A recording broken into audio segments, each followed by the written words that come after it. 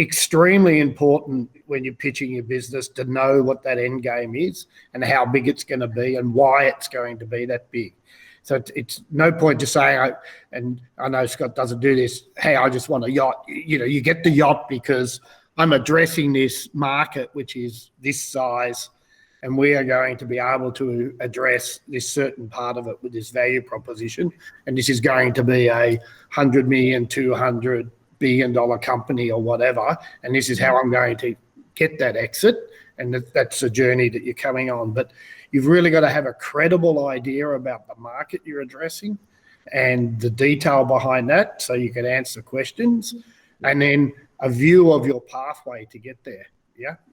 So if I'm only turning over a small amount now and I'm saying I'm going to be a $100 million company, right? Well, I better have a pretty thought through plan about how that goes, how I'm going to get from where I am now to there, and why you're going to believe me that I can do that. Yeah. That's what's going to unlock the investors' interest, is that credibility of the knowledge of the market that you're in. Yeah. Megan, I would just add to that too. I think founders also need to understand the type of instruments that an investor is going to invest in.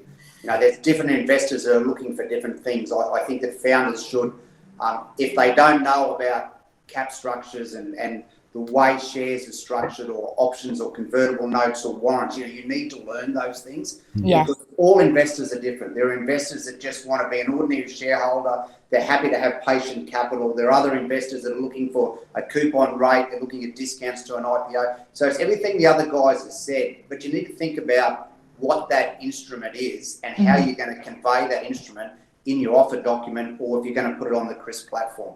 So if you don't know as a founder, you need to educate yourself on it, or you need to get some really good advisors to help you, that you set that up from day one, because it can also be a really big trap that if you bring investors in too early with the wrong instrument, it can be very detrimental to the business's success down the road. And I probably would say this more to the founders, because if the instrument's not right, in 5 years' time, you may not be running the company because you weren't savvy enough from day one.